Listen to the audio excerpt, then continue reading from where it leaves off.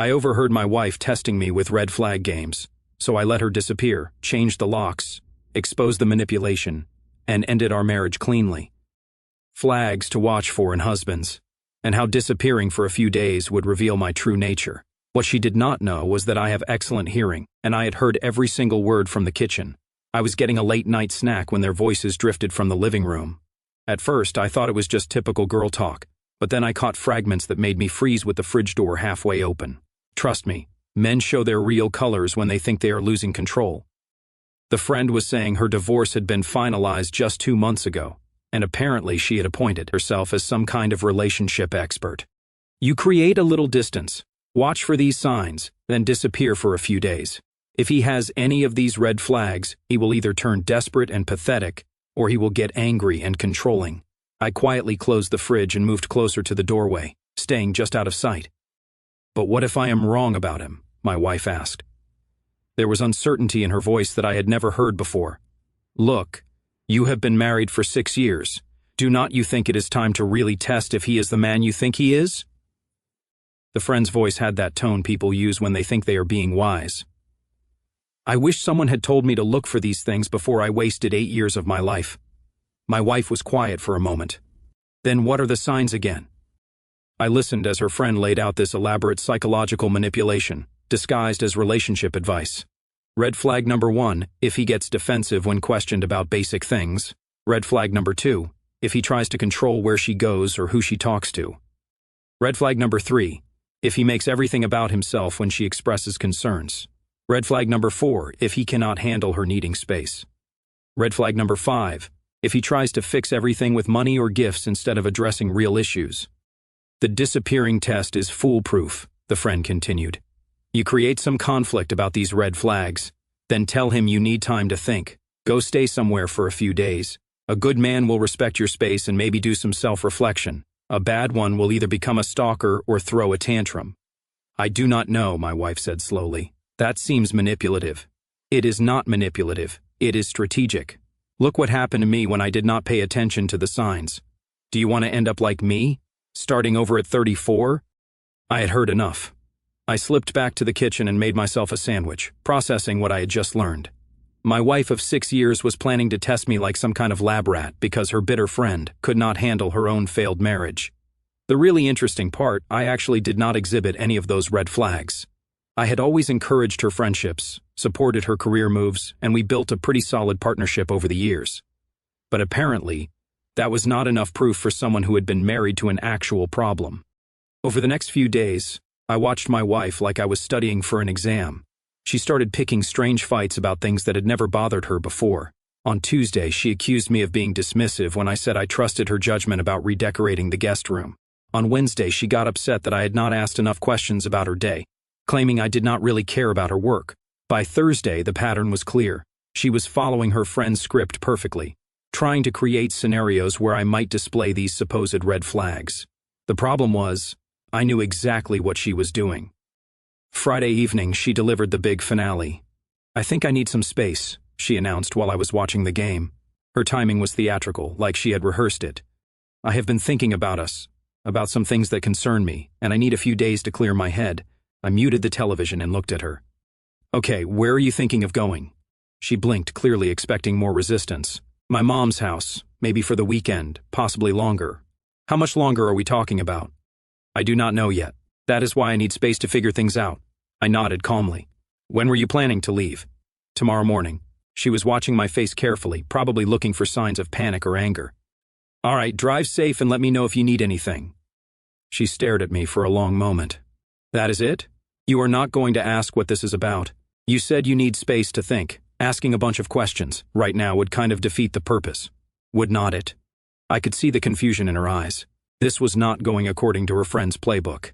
I just think we need to evaluate some things about our relationship, she said, trying a different angle. Like what things? Like whether we are really compatible long-term, whether you are the kind of man I can build a future with. I kept my expression neutral, even though inside I was already 3 steps ahead of her little game. Well, I hope the time away gives you clarity. She packed a bag Saturday morning, kissing me goodbye like she was going to war instead of her childhood bedroom, 20 minutes across town. I will call you in a few days, she said. Sure thing. Take care of yourself. As soon as her car pulled out of the driveway, I poured myself a cup of coffee and started making a list. If my wife wanted to test me, she was going to get results, just not the ones her friend had prepared her for. The beautiful irony was that I actually passed her ridiculous test with flying colors. I had not gotten defensive, controlling, self-centered, clingy, or tried to buy my way out of conflict. But I had also heard the whole conversation that started this mess, and that changed everything. The week leading up to her departure had been like watching a bad actress rehearse for a play she did not understand. My wife had transformed from the woman I had shared a bed with for 6 years into someone following a script written by her recently divorced friend. It started Monday morning when I made coffee for both of us, same as I had for the past 3 years. Instead of her usual thank you, she studied the cup like I had handed her a suspicious package. "You always make it exactly how you like it," she said, taking a careful sip. I looked at her over my own mug. "You have never complained about the coffee before." "I am not complaining. I am just noticing patterns." "What patterns?" "How you assume everyone wants things the way you want them." This was rich, considering she had complimented my coffee brewing skills just last week, but I could see where this was headed. Red flag number 3, making everything about myself when she expressed concerns. "Would you prefer to make your own coffee?" I asked. "That is not the point." "Then what is the point?" She set down her mug with more force than necessary. "See, you are getting defensive. Bingo. Red flag number 1. I took another sip of my coffee and shrugged. "I am asking for clarification. If that is defensive, then I guess I am defensive." She stared at me like I had just confessed to a crime. This was not going according to her friend's manual either. Tuesday brought a new performance. I came home from work to find her reorganizing the closet, pulling out clothes, and making piles on the bed. "I am getting rid of stuff I never wear," she announced. "Sounds good. Need any help?" "Actually, yes." She held up a dress I bought her for her birthday 2 years ago. "Do you remember why you got me this?" It was a trap question, if I had ever heard one. "Because you liked it when we saw it at the store. Because you thought I would look good in it for you." "Well, yeah. I wanted to get you something you would feel beautiful wearing, but did you ask if it was something I actually wanted?" I sat down on the edge of the bed, watching her hold that dress like evidence in a trial. "You seemed excited about it at the time. I was being polite for 2 years. You would not understand." Red flag number 5 was apparently about fixing things with money and gifts. The fact that she had worn that dress to 3 different events and received compliments each time seemed irrelevant to whatever point she was trying to make. Wednesday's episode involved her announcing she was going out with coworkers for happy hour. "Sounds fun. What time should I expect you home?" Her eyes narrowed. "Why do you need to know?" "I do not need to know. I was asking so I would know whether to save you dinner. I can take care of my own dinner." "Okay. I should not have to check in with you about my plans." "I did not ask you to check in. I asked when you would be home so I would know about dinner." "That is the same thing." It really was not, but I could see red flag number 2 taking shape. Apparently, showing basic consideration for your spouse's schedule was now controlling behavior. "Have a good time," I said, and went back to reading my book. She stood there for another moment, clearly expecting more reaction. When I did not provide it, she grabbed her purse and left without saying goodbye. Thursday was the masterpiece. She came home from work already upset about something, but instead of telling me what was wrong, she started cleaning the kitchen with aggressive efficiency. "Rough day?" I asked. "I do not want to talk about it." "All right." I went to change out of my work clothes. When I came back, she was scrubbing the stovetop like it had personally offended her. "You know what bothers me?" she said without looking up. "What is that?" "You did not even try to find out what was wrong." I leaned against the counter. "You said you did not want to talk about it, but you could have tried harder." "I could have ignored what you said and pushed you to talk when you clearly did not want to. A caring husband would have tried." This was red flag number 3 again, but with a twist. I was somehow supposed to read her mind and know that I do not want to talk about it actually meant please convince me to talk about it. "What happened at work?" I asked. "Now it does not matter. The moment has passed. I am asking now because you have to, not because you want to." I watched her attack a perfectly clean burner with steel wool and realized we had moved beyond her friend's 5 red flags into some advanced level manipulation. I was not equipped to decode. "I am going to grab a beer and sit on the porch. Let me know if you want to talk. See, you were just walking away from the problem." "What problem?" "You will not tell me what happened at work. You will not accept my questions about it. And you are mad that I am not handling this correctly. I do not know what the correct response is. If you loved me, you would figure it out." I opened my beer and looked at this woman I had married 6 years ago. "I do love you." That is why I am not going to stand here and guess what you need me to say. That is when she delivered her Oscar-worthy performance about needing space. Looking back on it now, the whole week had been an audition. She was testing out her friend's theories, practicing the emotional manipulation techniques she had learned, building up to the grand finale where she would disappear and wait to see if I would fail her psychological evaluation. The problem with her plan was that she had married someone who actually paid attention. I had noticed every forced argument, every manufactured crisis, every time she tried to bait me into displaying one of those red flags. But she had also married someone who had heard the entire conversation with her friend. So, while she was packing her bag Friday night, carefully selecting clothes like she was going on a retreat instead of running a test on her husband, I was already planning my own experiment. She wanted to see what kind of man I really was when pushed to my limits. She was about to find out. Saturday afternoon, I stood in my driveway watching her taillights disappear around the corner. She had driven away, expecting to return in a few days to either a desperate, apologetic husband or an angry, controlling one. What she would find instead would be something her friend's divorce playbook had not prepared her for. I went back inside and poured myself another cup of coffee. Then I got to work. First stop was my computer. I pulled up our joint bank account and took screenshots of everything. 6 years of shared finances, mortgage payments, utility bills, insurance premiums. I documented every shared asset, every joint responsibility, every piece of our intertwined financial life. Not because I was planning anything vindictive, but because I had learned from watching her friend's messy divorce that preparation prevents problems. Next, I called my brother. He answered on the second ring. "What is up? I need to ask you something, and I need you to be honest. In all the years you have known me, have you ever seen me be controlling or manipulative with anyone? What? Where is this coming from? Just answer the question." "Hell no. If anything, you are too laid back sometimes." "What?" She is testing me, following advice from her divorced friend about red flags and husbands. My brother was quiet for a moment. "You're kidding. I heard the whole conversation. The plan is to disappear for a few days and see how I react." "And how are you planning to react?" "Like a man who does not play psychological games." "Good for you. Do you need help with anything?" "Actually, yeah. Can you swing by tomorrow with your truck? I might need to move some boxes." Sunday morning, I started in our bedroom. I pulled out every suitcase we owned and began packing her clothes with the same care I'd used for fragile antiques. I folded everything neatly, separated delicates from casual wear, even wrapped her jewelry in tissue paper. This was not about being cruel. This was about being thorough. Her books came next. 6 years of accumulated novels, self-help guides, and the collection of poetry she bought but never read. Each one went into boxes marked with her neat handwriting style. I even included the bookmarks. The bathroom took longer than expected. Face creams, makeup, hair products, the electric toothbrush she had insisted on buying, vitamins, prescription medications. Everything that belonged to her went into boxes marked personal care and medications handled with care. Kitchen items were trickier. We had merged our belongings so completely that separating them required actual thought. The coffee maker she brought into the marriage went into her pile. The cast iron skillet I had inherited from my grandmother stayed with me. Wedding gifts required judgment calls, but I erred on the side of generosity. My brother showed up around noon with his truck and 2 cups of Dunkin' coffee. "Damn, you are not messing around," he said, looking at the organized boxes filling the garage. "If she wants to test my character, she's going to get an honest result." "What are you planning to tell her?" "The truth, that I heard everything. I know exactly what she is doing, and I do not date people who play games." We spent the afternoon loading her belongings into neat stacks in the garage. Everything was labeled. Everything was accounted for. Everything was treated with respect.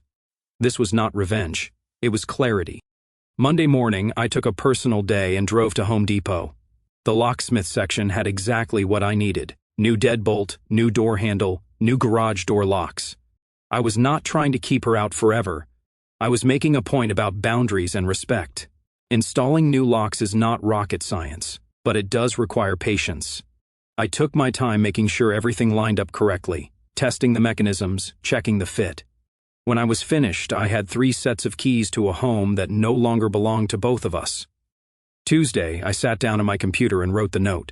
Not an angry rant, not a bitter manifesto, just a clear statement of facts. I revised it 4 times, removing emotion, adding precision, making sure every word counted. The hardest part was the ending. How do you close a 6-year marriage with a signature? How do you summarize the dissolution of shared dreams, joint plans, accumulated intimacy? In the end, I kept it simple. Wednesday, I called a lawyer, not to start divorce proceedings yet, but to understand my options. What were my rights? What were my responsibilities? How do you legally separate from someone who is playing psychological games? Sounds like you are handling this maturely, the lawyer said after I explained the situation. Document everything. Stay calm. Do not do anything vindictive. If she wants to reconcile, you can consider it. If not, you will be prepared. Thursday, I went through the house one more time, looking for anything I had missed: a pair of earrings on her nightstand, reading glasses in the living room, a sweater hanging in the hall closet. Everything went into the final box marked miscellaneous items. Friday afternoon, I placed the note on the kitchen counter where she would be sure to see it. Then I arranged her house keys next to it, along with the garage door opener and her copy of our home insurance policy. The garage looked like a well-organized storage unit. Boxes stacked neatly, each one labeled, everything accessible and accounted for. I had even included a printed inventory list so she would know exactly what was there. As I stood looking at 6 years of shared life packed into boxes, I felt something I had not expected. Not sadness, not anger, not even relief, just clarity. This was not the ending I planned when I married her, but it was the ending her choices had created. She wanted to test what kind of man I was when pushed to my limits. She was about to discover that I was the kind of man who does not beg, does not chase, does not accept disrespect, and does not play games. I was the kind of man who says what he means what he says, and follows through on his boundaries. Her test was almost over. Mine was just beginning. She returned on a Tuesday afternoon, exactly 4 days after she had left. I watched from the kitchen window as she pulled into the driveway with the confidence of someone who thought she held all the cards.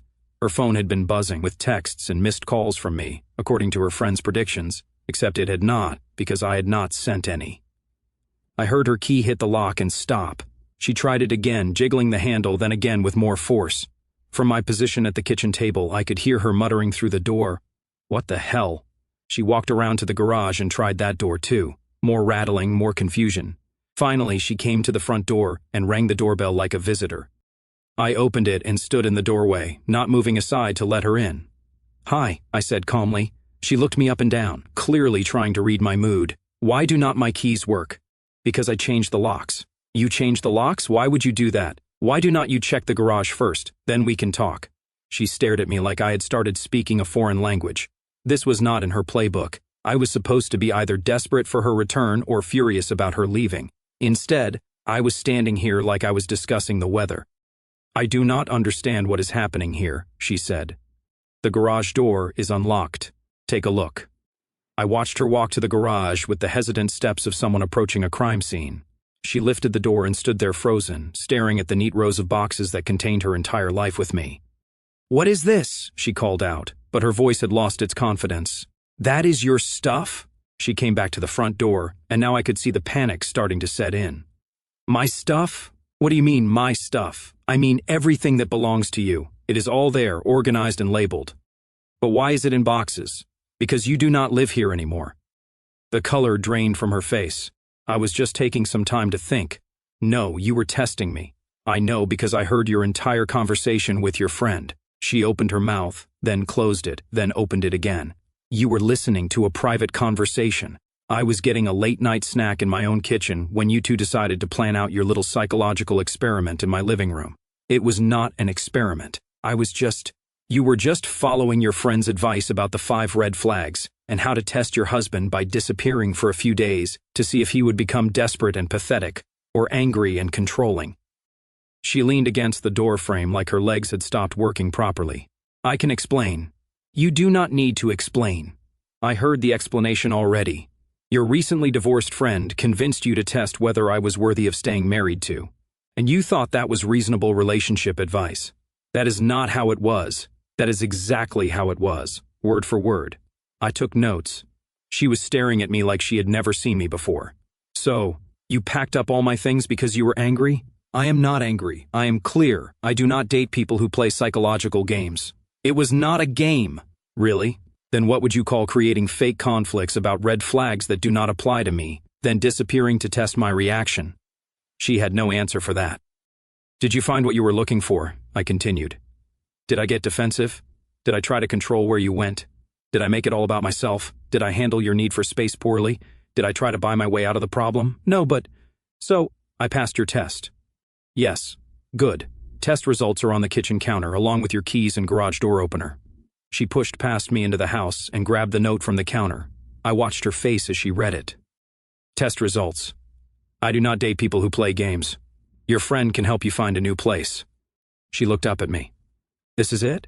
This is how you end 6 years of marriage? I am not ending anything. You ended it when you decided to test me instead of talking to me. But I love you. People who love each other do not run psychological experiments on each other. I was scared.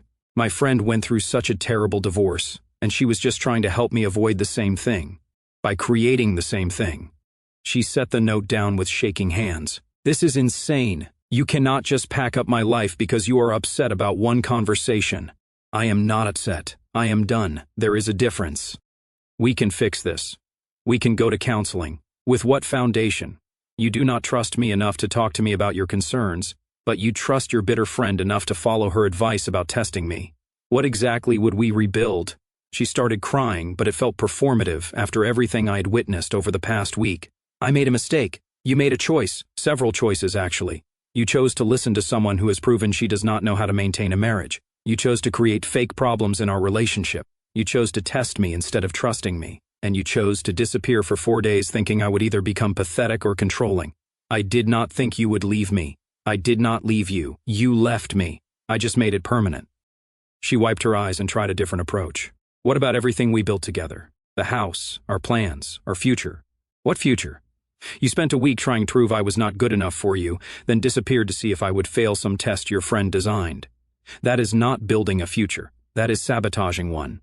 I can change into what? Someone who trusts their husband instead of testing him. Someone who talks through problems instead of manufacturing them. Someone who makes relationship decisions with their spouse instead of their divorced friend. She nodded eagerly. Yes, exactly. Then you should do that with someone else. The reality was finally hitting her. This was not a negotiation. This was not a fight she could win by crying or apologizing or promising to change. This was a conclusion. Where am I supposed to go? Your friend can help you figure that out. She seems to have plenty of advice about relationships. She stood there in what used to be our kitchen, staring at her boxes of belongings visible through the garage door, holding keys that no longer worked, reading a note that ended everything she thought she knew about us. I never meant for this to happen, she whispered, but you chose for this to happen every step of the way. And that was the truth she could not argue with. The phone calls started that night. 8 missed calls by the time I woke up Wednesday morning, each one more desperate than the last. I listened to the voicemails while making my coffee. Please call me back. We need to talk about this. I know you are angry, but we can work through this. I'm staying at my mom's, but this cannot be how we end things. You are being unreasonable. 6 years of marriage cannot just be over because of one mistake. I deleted them all and went to work. She showed up at my office around lunchtime. The receptionist called to say my wife was in the lobby asking to see me. Tell her I am unavailable, I said. She says, it is an emergency. It is not an emergency. It is a consequence. An hour later, she was standing in the parking lot next to my car when I left for a client meeting. She looked like she had not slept, which was probably true. You cannot just ignore me forever, she said. I am not ignoring you. I am moving on. From 6 years of marriage, from someone who thought testing me was more important than trusting me. I said I was sorry. Sorry does not undo the choice. It just acknowledges you made one. She followed me as I walked toward my car. What do I have to do to fix this? Nothing. It is not fixable. Everything is fixable if both people want to fix it. I stopped and looked at her.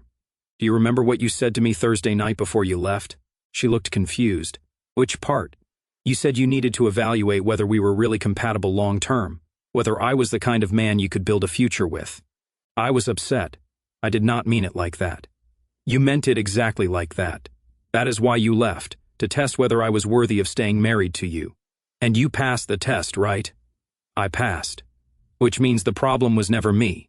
The problem was that you thought testing me was necessary. She started crying again, but I was immune to it now. Tears only work when they come from genuine emotion, not strategic manipulation. I cannot believe you would throw away everything we had over this. I am not throwing anything away. I am refusing to accept that psychological games are a normal part of marriage. Thursday brought a new approach. Her friend showed up at my door around 7 o'clock in the evening, looking like she was ready for battle.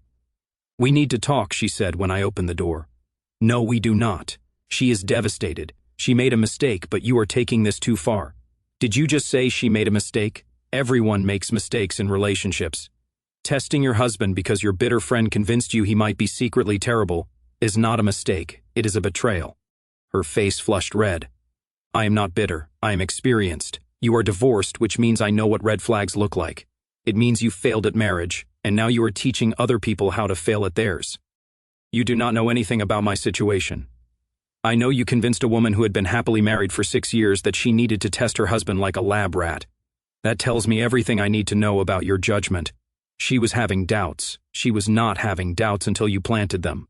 The friend stepped closer, trying to intimidate me. "You are going to regret this. Good women do not grow on trees. You are right. That is why I am not settling for someone who plays games. She is not playing games. She is protecting herself from what? A husband who supported her career, encouraged her friendships, shared household responsibilities, and never once displayed any of those red flags you taught her to look for. She had no answer for that. Here is some free relationship advice," I continued. "When you destroy someone else's marriage with your toxic theories, it does not make your divorce feel less like a failure. It just makes you responsible for 2 failed relationships instead of 1. I am a man who does not accept disrespect from anyone, including my wife's friends who think psychological manipulation is good relationship advice." She left without another word. Friday brought the final performance. My wife showed up at the house with her mother, clearly hoping for backup support. "She is my daughter," her mother said when I opened the door. "I have watched her cry for 4 days straight. I am sorry she is upset." "Are you? Because you seem pretty calm for someone who just ended his marriage." "I ended my participation in psychological games. The marriage was over the moment she decided to test me." Her mother looked genuinely confused. "Test you how?" I explained the whole situation while my wife stood there looking increasingly uncomfortable. The red flags, the manufactured conflicts, the disappearing act, the conversation I had overheard. "Is this true?" her mother asked. My wife nodded miserably. "You tested your husband," my friend said. "I do not care what your friend said. You have been married 6 years to a good man and you tested him. It was not supposed to end like this." Her mother turned to me. "What would it take for you to forgive this?" "Nothing. There is nothing to forgive. She made a choice based on what she thought was important. I made a choice based on what I think is important. Neither of us is wrong. We are just incompatible. She loves you. People who love each other do not test each other. They trust each other." Her mother looked at her daughter, then back at me. "You really will not consider counseling? What would be the point? To teach her not to listen to her friends, to teach her to trust instead of test, to teach her that marriage requires communication instead of manipulation. Those are lessons she should have learned before she got married." They left together, her mother's arm around her shoulders, both of them finally understanding that this was not anger or stubbornness or male pride. This was a man who knew his worth and refused to accept anything less than genuine respect and trust. The calls stopped after that. The surprise visits ended. The intervention attempts ceased. She had finally understood that her test had produced a definitive result. I do not date people who play games. 3 months later, the divorce was finalized. Clean, simple, no contest. She had moved in with her mother temporarily, then found her own apartment across town. We divided assets fairly, settled debts responsibly, and signed papers that officially ended what her friend's advice had destroyed. I kept the house, not out of spite, but because I could afford the mortgage alone, and she wanted a fresh start somewhere else. She took her half of our savings, her car, and all those neatly packed boxes from the garage. The ironic part, I never displayed a single one of those red flags her friend had warned her about. Not during the divorce proceedings, not during asset division, not even when her lawyer tried to claim I had been emotionally abusive by changing the locks. "Your client tested my client," my lawyer had responded. He simply provided clear results. Her friend's marriage advice had backfired spectacularly. Instead of revealing hidden flaws in a good husband, it had revealed the fundamental flaw in their approach to relationships. You do not test someone you trust. You do not play games with someone you respect. I ran into her at the grocery store last week. She looked tired, but seemed to be doing well enough. We nodded politely, the way former Kio workers might acknowledge each other. "How are you doing?" she asked. "Good, you better." "I am seeing someone new." "That is great, he is nothing like you." I almost smiled. Probably for the best. She hesitated like she wanted to say more, then just nodded and walked away. I finished my shopping and drove home to a house that was mine again. No drama, no games, no tests, just peace. Her friend had been right about one thing. Good women do not grow on trees. But women who trust their partners, communicate their concerns honestly, and build relationships on respect rather than psychological manipulation, those are the ones worth waiting for. I would rather be alone than be with someone who thinks love requires proof through testing. The test was over. I had passed. But more importantly, I had learned what I would not accept in my next relationship. No games, no tests, no friends who think marriage is a psychological experiment. Just trust, respect, and the confidence that comes from knowing exactly what you are worth. Our story has come to an end. If you have made it this far, how about subscribing to our channel? It helps us immensely. I have selected 2 other videos for you that I am sure you will enjoy. Feel free to click on them. I will be waiting for you in the next story. See you soon.